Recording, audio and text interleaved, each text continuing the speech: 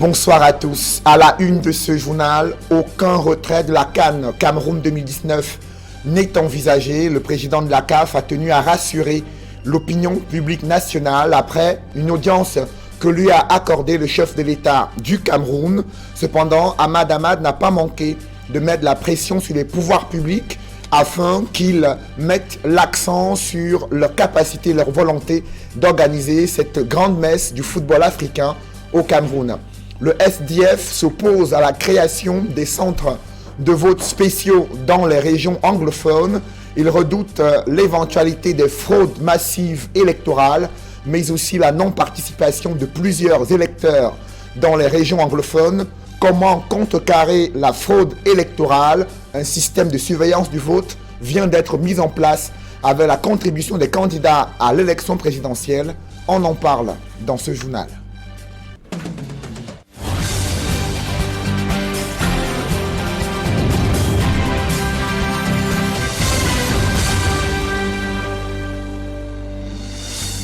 Merci de suivre cette édition complète de l'information sur Equinox Télévision. Les nuages sombres se dissipent dans le ciel du Cameroun avant de rassurer l'opinion publique sur l'organisation de la CAN 2019. Ahmad Ahmad est arrivé à Yaoundé dans un contexte où le doute planait encore sur les intentions de la CAF à propos de l'organisation de la CAN 2019 prévue initialement au Cameroun. Et l'on constate que la visite éclair d'Ahmad Ahmad a été conclue avec un tête-à-tête avec le président de la République du Cameroun. Des précisions dans ce reportage de Joël Essengue et Ike Cyril. C'est à bord d'un jet privé que le président de la Confédération africaine de football est arrivé au Cameroun. Au bas de la passerelle pour l'accueillir à l'aéroport international de Yaoundé-Simalène, le ministre des Sports et de l'Éducation physique, Pierre Ismaël Bidounkpat, et quelques anciens lions indomptables. Dans la suite de Ahmad Ahmad, Samuel Eto'o, ex-capitaine des Lions indomptables du Cameroun, Maître Dieudonné Api, président de la Fédération camerounaise de football, Constant Omari, vice-président de la CAF, entre autres. La visite de Ahmad Ahmad intervient alors que c'est la panique générale au Cameroun. Il y a quelques jours, en effet, au terme de l'Assemblée générale de la Confédération africaine de football tenue en Égypte, Ahmad Ahmad a fait savoir que le Cameroun accusait un retard considérable dans la construction des infrastructures devant abriter la CAN 2019.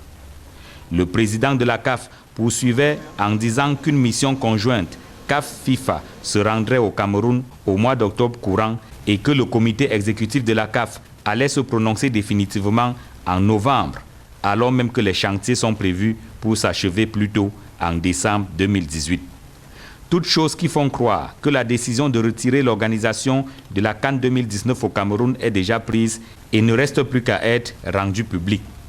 Rien ne filtre officiellement sur les raisons et encore moins l'agenda de la visite éclair du président de la Confédération africaine de football au Cameroun. De sources plus ou moins informées, Ahmad Ahmad aurait été invité par le président de la République avec qui un tête-à-tête était prévu au Palais de l'Unité à Etoudi. Désabusé par des collaborateurs qui masquent la réalité des faits, Paul Biya aurait-il pris en main le dossier CAN 2019? Cela se murmure en tout cas dans son entourage. Et la CAF n'a jamais réfléchi à un retrait de la CAN 2019 au Cameroun. C'est ainsi que s'est exprimé Ahmad Ahmad après son tête-à-tête avec Paul Biya, le chef de l'État du Cameroun. Il a tenu à renvoyer le ballon dans le camp du gouvernement camerounais pour l'organisation de la CAN 2019 dans ce pays. Je vous propose d'écouter le président de la Confédération africaine de football, Ahmad Ahmad. Je remercie Samuel Eto'o. C'est grâce à lui qui a organisé cette visite pour enlever toutes les supputations à gauche à droite. La CAF n'a pas de plan B. La CAF n'a jamais réfléchi à un retrait de la CAN au Cameroun. Et c'est au Cameroun de nous dire, ce n'est pas nous qui organisons, c'est le Cameroun qui accueille cette compétition. C'est le Cameroun qui pourra nous dire demain, on est prêt, ah non, donnez-nous le temps, on n'est pas prêt. Ça dépend du Cameroun. Vous venez de suivre l'intervention de Ahmad Ahmad, président de la CAF, après l'audience que lui a accordé le chef de l'État du Cameroun. Et durant cette audience, Samuel Eto'o-Fils, qui a œuvré pour cette rencontre entre Paul Biya et Ahmad Ahmad, s'est prononcé sur l'élection présidentielle. Le goléador camerounais a affirmé qu'il soutient le candidat du RDPC, Paul Biya, à cette élection présidentielle. Et dans cet écho de campagne, Franklin Difo Afenwi est allé à la conquête de l'électorat du Sud. Le candidat du MCNC vient de faire le tour de la ville d'Ebolova. Le pasteur a été accompagné par ses soutiens, lesquels estiment qu'il incarne la vérité. Roger Takala et Donald Brice Kamgan. Franklin Difo Afenwi à Ebolova, dans la région du Sud. La caravane du candidat du mouvement citoyen national camerounais a fait le tour du chef-lieu de la région, distillant les messages appelant les citoyens à choisir le candidat pasteur. Le candidat du MCNC est surtout présenté comme un adepte de la vérité, un portrait sur lequel ses partisans insistent, s'appuyant surtout sur son profil d'homme religieux. Votez pour une future, plein d'espoir, votez pour la vérité. Dans les artères d'Ebolova, Franklin Difo Afenwi a été suivi par des mototaximens transportant les effigies de sa formation politique. Pour ses partisans qui brandissent son bulletin vert, le locataire d'Etoudi devrait prendre du repos.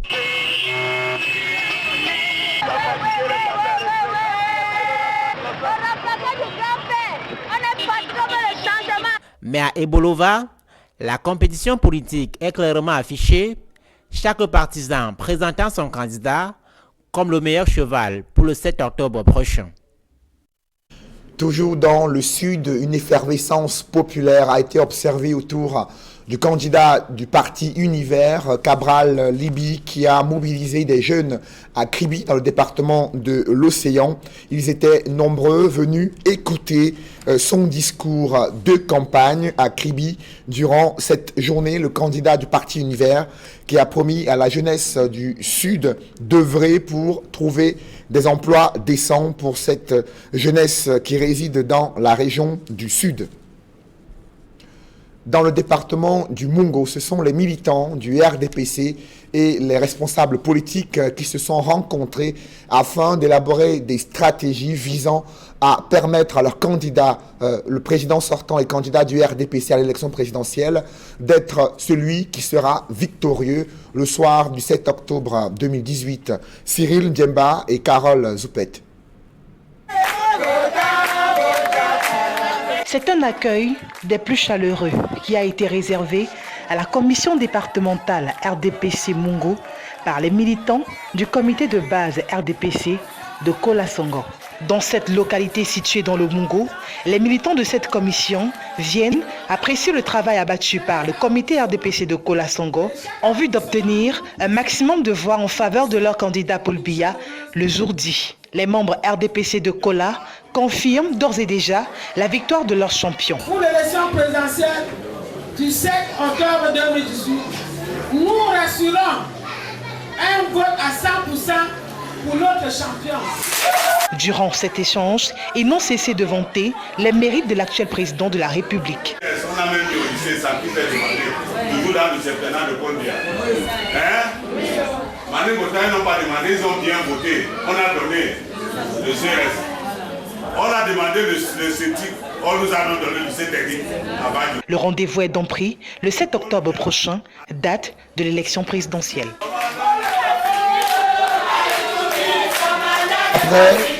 Après les régions anglophones, Aminatou Ahidjo a mis le cap sur Ngaoundéré, la fille du défunt président de la République, désormais dans les rangs du RDPC, est allée rencontrer des leaders religieux, autorités et traditionnels afin de les convaincre de voter pour le président sortant et candidat du RDPC à l'élection présidentielle.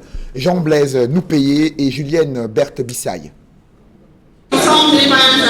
À quelques jours du scrutin du 7 octobre prochain, Aminatou Ahidjo mobilise des foules en Ngaoundéré pour le candidat Paul Biya.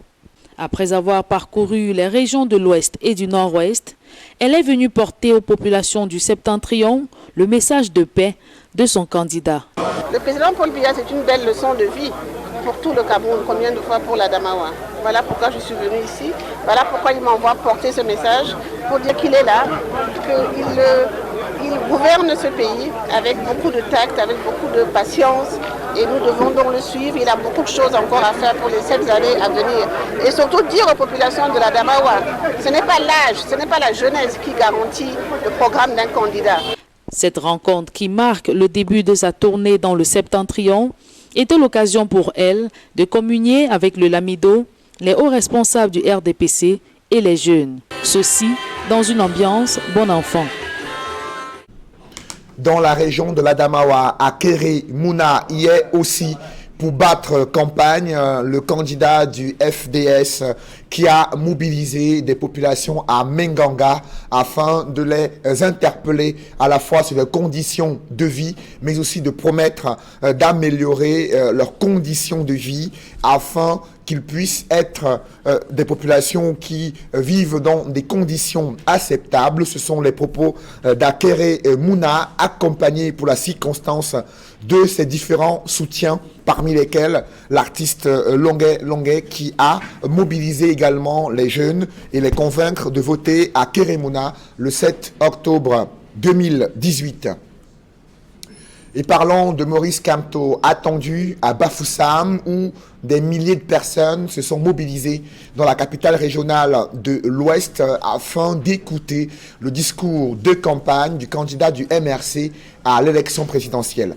Pendant ce temps, le SDF s'oppose à la décision d'Elecam de centraliser les bureaux de vote dans les régions anglophones. Le candidat du SDF, Joshua aussi, critique cette stratégie utilisée par Elecam. Selon lui, c'est une ségrégation électorale et cela risque d'exposer cette élection à une fraude massive et une non-participation des électeurs des régions anglophones à ce scrutin présidentiel. Mathilda Kemazou et Sylvestre Zangaou.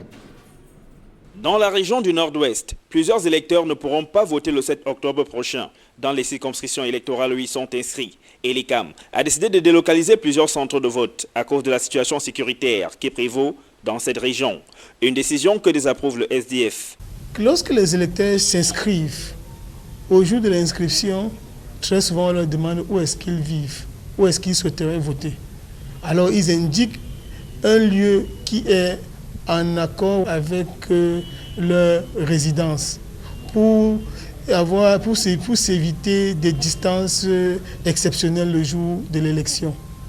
Alors, nous sommes très surpris aujourd'hui de la décision qui a été prise par Elecam de devoir délocaliser les bureaux de vote. La dite décision, de notre point de vue, est illégale parce qu'il n'y a pas de texte dans le code électoral qui autorise Elections Cameroun à pouvoir procéder ainsi. Le parti de la balance soutient que cette initiative est loin de répondre aux besoins de sécurité qu'évoque Elecam. Si on veut que je quitte de chez moi pour aller voter, est-ce qu'il y a une escorte? Quelles sont les mesures qui ont été prises pour que moi je ne perde pas ma vie dans le trajet en question? Encore que les gouverneurs se font attaquer même. Les gouverneurs, les maires se font attaquer par des coups de feu. Vous imaginez le citoyen lambda qui n'a aucune protection particulière à lui accorder. Vous imaginez comment est-ce qu'ils vont pouvoir faire pour pouvoir s'en sortir? Il y a des questions comme celle-là que nous devons pouvoir comprendre et adresser avec citoyenneté. L'opposition du SDF sur la délocalisation de plusieurs centres de vote dans la région du Nord-Ouest va-t-elle amener l'ECAM à les maintenir en place? Bien Mala qui répondra à cette question. Comment contrecarrer la fraude électorale durant le scrutin présidentiel? Un système de surveillance du vote a été mis en place. Son mécanisme repose sur le recrutement des jeunes volontaires afin qu'ils jouent le rôle de scrutateurs durant ce scrutin présidentiel. Et l'initiative est mise en place avec le concours de certains candidats à l'élection présidentielle. Mathilda Kemazou et Flavien Dogo. Tout un comité pour la transparence du scrutin du 7 octobre prochain. L'initiative non partisane vise à assurer la victoire du peuple. Le comité est notre contribution à l'évitement d'une crise post-électorale. Nous le faisons en mettant dans les bureaux de vote des gens avec notre application informatique qui vont faire remonter en temps réel et les résultats et la photo des PV. Malgré le contexte sociopolitique et sécurité étendu, le gouvernement camerounais ne s'est pas empêché d'organiser les élections présidentielles. Une autre manière pour des organisateurs du scrutin de mener en toute quiétude des actes qui plombent l'avancée de la démocratie dans notre pays. Nous avons de l'insécurité dans le nord du pays, dans l'est du pays et au nord-ouest et au sud-ouest du pays. Tous les ingrédients sont mis en place pour qu'il y ait une sorte d'opacité dans le fonctionnement de l'ECAM pour que l'on soit dans une situation difficile. Il est donc question pour Ndjekam Tchamini, Mbouama Sok et d'autres membres du comité disséminés dans le pays comme à l'étranger de recruter des volontaires qui seront présents dans les bureaux de vote pour jouer le rôle de scrutateurs d'un jour. Bon, nous avons un site qui a été mis en ligne aujourd'hui dans lequel tout volontaire pourrait s'inscrire. Nous travaillons également avec les partis politiques qui concourent à cette élection et avec toutes les organisations de la société civile. Pour des initiateurs du projet, à travers cette opération bien menée, le Cameroun connaîtra le tout premier scrutin libre et transparent de son histoire. Quel est le visage des régions anglophones après 48 heures de couvre-feu? Comment les populations ont-elles vécu cette journée du 1er octobre, jour de la commémoration de la réunification du Cameroun? Élément de réponse avec Eric Martial-Ndjomo qui fait le point dans ce reportage. On parlait donc de ce reportage d'Eric Martial-Ndjomo sur la situation vécue dans les régions anglophones durant cette journée du 1er octobre 2018, date de commémoration des célébrations de la réunification et là où des hautes tensions ont été observées dans plusieurs villes anglophones. Reportage. Situation toujours extrêmement tendue dans les régions du nord-ouest et du sud-ouest. Au lendemain du couvre-feu de 48 heures et du respect du mot d'ordre de ville morte le lundi, l'on se serait attendu à une reprise effective des activités. Seulement, la journée de mardi a été marquée par l'ouverture de certains espaces marchands sans malheureusement grand monde pour faire des achats. Dans la plupart des villes, notamment Bamenda et Buea, quelques véhicules ont été aperçus de façon éparse. Les rues n'ont pas été bondées de monde, la population ayant préféré se terrer chez elle. Les principaux artères des différentes villes sont restées fortement militarisées et quadrillées par les forces de défense et de sécurité. La perspective de l'élection présidentielle du 7 octobre prochain fait craindre la multiplication des fronts de combats armés entre les forces camerounaises et les activistes anglophones. Le bilan des affrontements de la journée du lundi 1er octobre reste attendu en termes de pertes en vies humaines. Mais l'on retient que dans plusieurs villes, les sécessionnistes ont tenté de hisser leur drapeau, essuyant à chaque fois la riposte des forces de défense.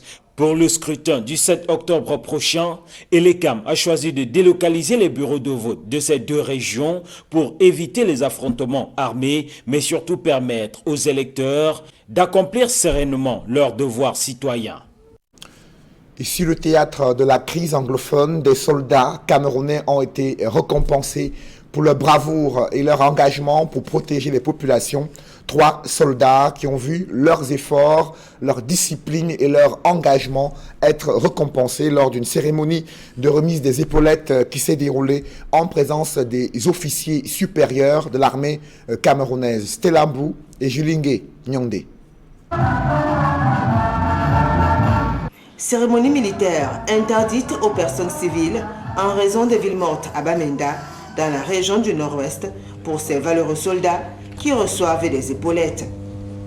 Au nombre de 3, donc 2 hommes et une femme, respectivement adjudant-chef, adjudant et sergent, ces soldats ont été récompensés pour le travail abattu dans cette partie du pays en crise depuis 2016. Je voudrais d'abord remercier le Dieu Tout-Puissant et remercier mes chefs pour cette promotion.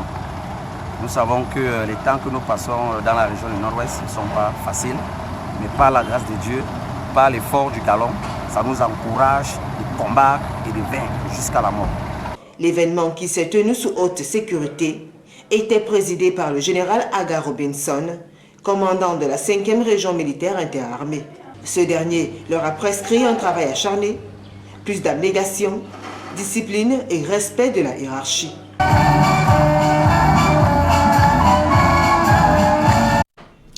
Dans le reste de l'actualité, la connexion Internet est toujours un luxe pour la majorité des pays d'Afrique subsaharienne. Selon les Nations Unies, le coût et la qualité de la connexion Internet tardent à s'améliorer, notamment en Afrique centrale.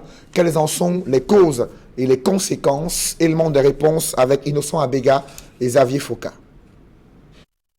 Les Nations Unies fixent pour objectif de parvenir à un coût du giga inférieur à 2% du revenu mensuel par habitant.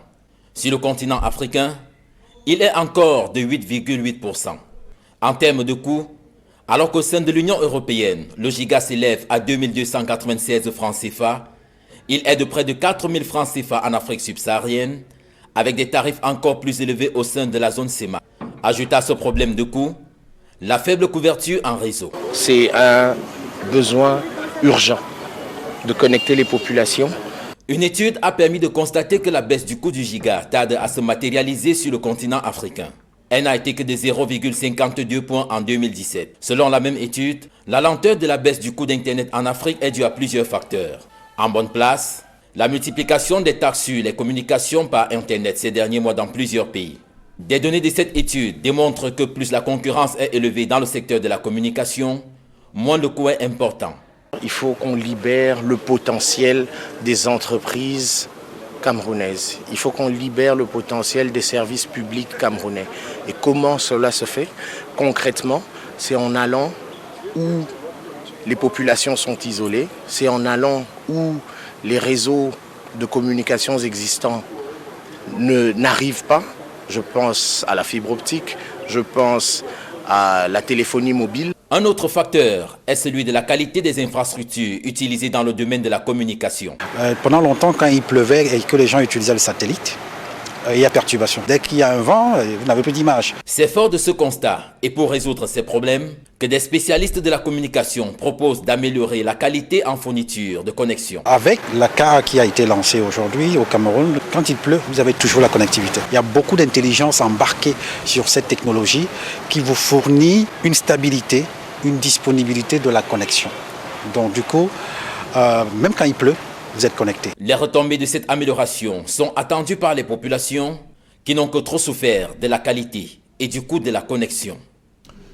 Des populations victimes d'évictions forcées, elles ont tenu à le faire savoir lors de la journée mondiale de l'habitat. À cette occasion, elles ont attiré l'attention des pouvoirs publics sur des violations graves lors des procédures de déguerpissement et d'expropriation pour cause d'utilité publique. Des précisions dans ce reportage que signe Marcelin Gansop. Que de drames et de larmes versées à la suite des évictions forcées et autres accaparements de terres. Quand on vient démolir un quartier, on ne vous dit pas, vous voyez les engins arriver un matin, vous savez pas ce qu'on va faire sur l'espace, vous êtes là, vous attendez, plus rien. Vous avez vu l'exemple d'une tabac, ça s'est passé ici à Yaoundé, à ciel ouvert. Aujourd'hui, c'est presque des champs qui sont là-bas.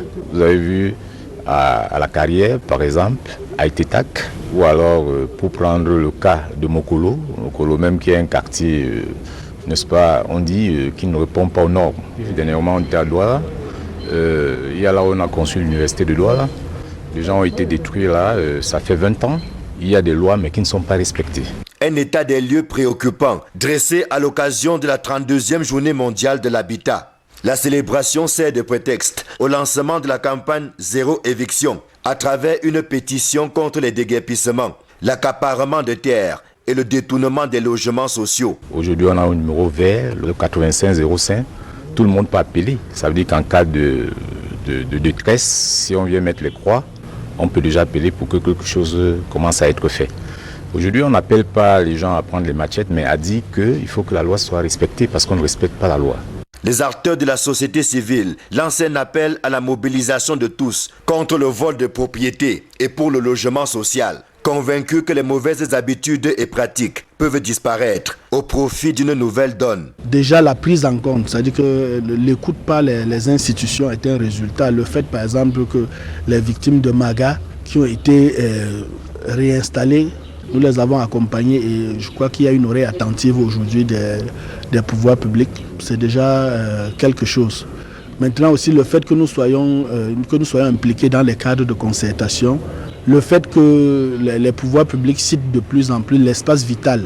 des organisations de la société civile prescrivent, entre autres solutions alternatives, l'arrêt systématique de toute opération de déguerpissement, d'éviction et de détournement des propriétés des ménages pauvres, la promotion de la valorisation des quartiers populaires par une politique urbaine inclusive, l'adoption de la politique nationale de l'habitat prenant en compte des stratégies d'inclusion des victimes. Reste à savoir si ce message sera entendu.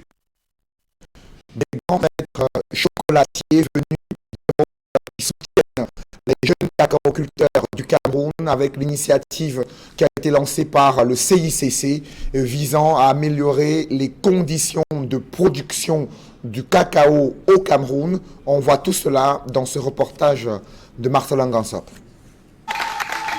C'est à Akomniada, près de Mbalmayo dans le Nyong-Eso, que la délégation des chocolatiers et confiseurs de France a entamé sa visite de travail.